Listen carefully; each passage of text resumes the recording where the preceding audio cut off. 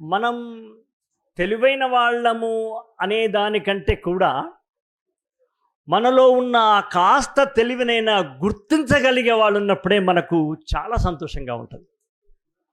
ఇది తల్లిదండ్రులు తెలుసుకోవాలి, ఉపాధ్యాయులు తెలుసుకోవాలి, పెద్దలందరూ తెలుసుకోవాలి. పిల్లల్లో ప్రతిభ ఉంటుంది, అల్లరితనం ఉంటుంది, కొంటెతనం ఉంటుంది, చిన్న చిన్న లోపాలు ఉంటాయి. కానీ ఆ లోపాలను గుర్తించి వాళ్లకు చెప్పేటువంటి వాళ్ళు ఉన్నప్పుడే మన జీవితం సజావుగా సాగుతుంది. పిల్లలు ఒక మంచి మాట మాట్లాడినప్పుడు కనీసం షాప్లో వెళ్ళి ఒక వస్తువు తీసుకుని థ్యాంక్స్ అనే మాట చెప్తే పక్కన ఉన్న తల్లి మెచ్చుకోవాలి. చాలా మంచి పని చేసినావమ్మా, నువ్వు ఆ షాప్ అతనికి థ్యాంక్స్ చెప్పినావు. చిన్న చిన్న విషయాలే. రాష్ట్ర స్థాయిలో ఫస్ట్ ర్యాంక్ వచ్చినప్పుడే మెచ్చుకోవాలి, అప్పటిదాకా ఆపేస్తామని కాదు. మెచ్చుకుంటే పిల్లవాళ్లకు వాళ్ళేమన్నా గర్వం వచ్చేస్తుందా, లేకపోతే వాళ్ళు చెప్పిన మాట వినకుండా అయిపోతారా అనేటువంటి ఒక ఆలోచన ఉంటుంది పెద్దాళ్ళకి. అది కరెక్ట్ కాదు. పిల్లలకి మనం నేర్పాల్సింది నిన్ను నువ్వు ప్రేమించుకో.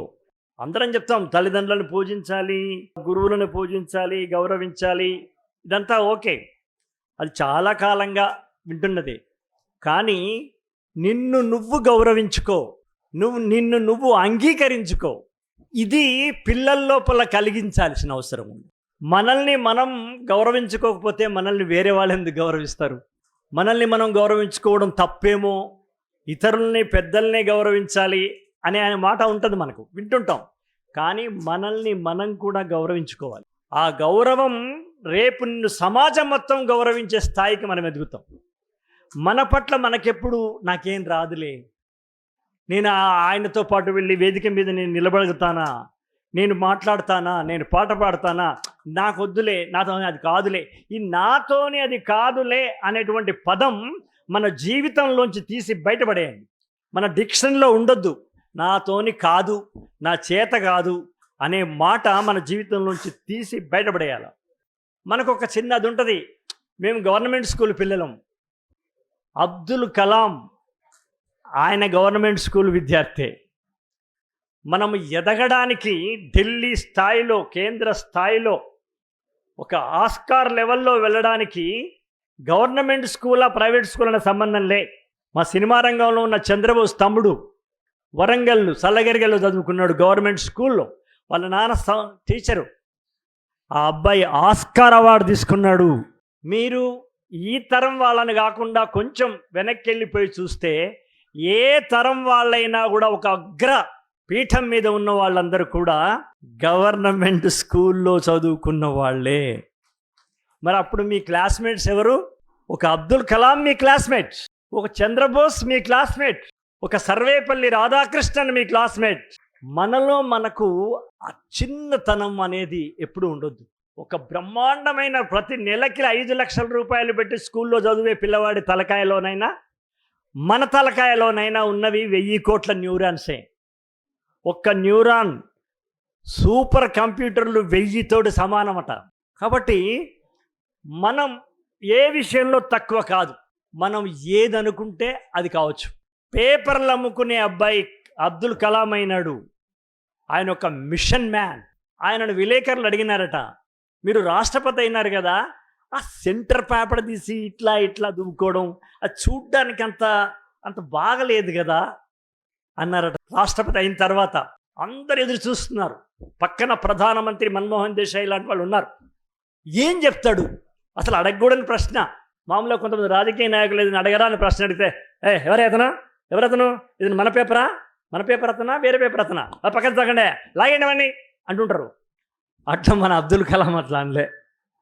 ఆయన ఏమన్నాడంటే, నేను ఎందుకు దూకుంటానంటే సార్, నేను సెంటర్ పేపర్ దువ్వి ఇట్లా దూకుంటే అద్దం ముందు పోయినప్పుడల్లా మా అమ్మ నా ముఖంలో కనబడుతుంది సార్ అని చెప్పినాడు.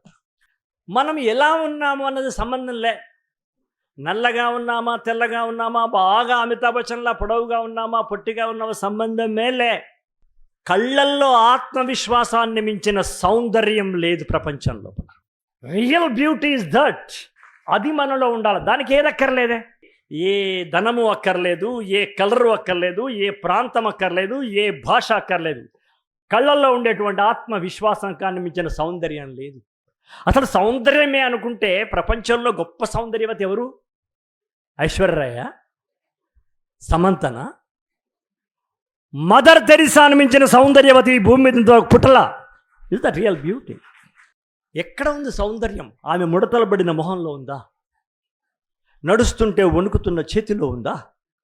ప్రపంచమంతా శాంతిగా ఉండాలని అనాథ పిల్లలందరూ నా బిడ్డలేననుకుని ఆ కళ్ళల్లో వెలుగుతున్నటువంటి కరుణ దీపాలున్నాయే, అందులో ఉంది విశ్వాసం, అందులో ఉంది సౌందర్యం.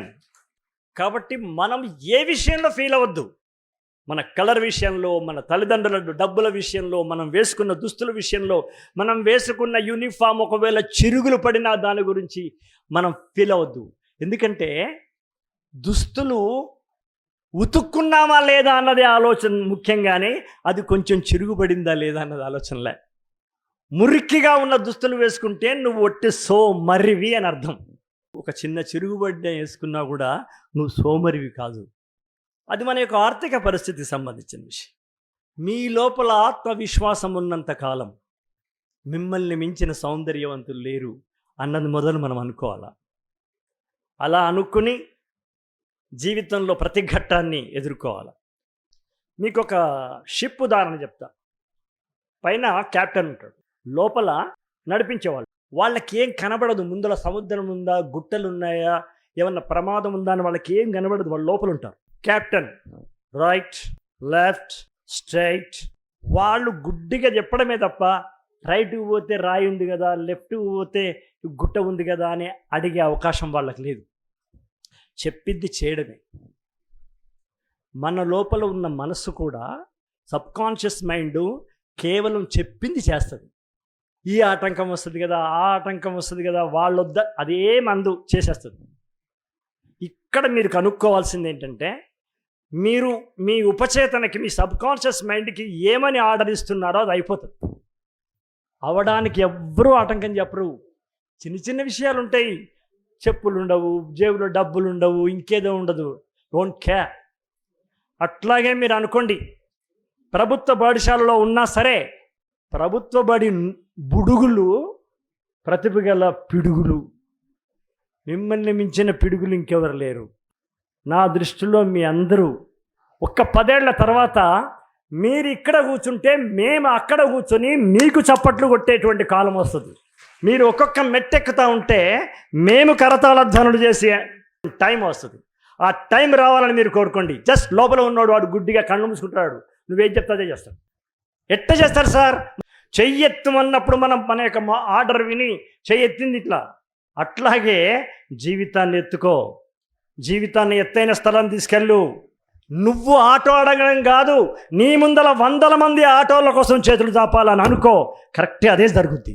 నేను ఎప్పుడు ఆటోని అడుగుతా, నేను ఎప్పుడు ఆటో అడుగుతా అని కాదు. ఇప్పుడు నేను ఆటో అడుగుతా కావచ్చు, కానీ ఇంకొక 10 ఏళ్లకో 20 ఏళ్లకో 30 ఏళ్లకో నా ముందల కూడా ఒక 100 మంది చేతులు చాసి ఆటో అడుగుతారని అనుకో, అక్కడికే పెడతావు, లేకపోతే ఇక్కడే ఉంటావు. ఎక్కడికి వెళ్ళాలో నిర్ణయించుకోవాల్సింది మీరు.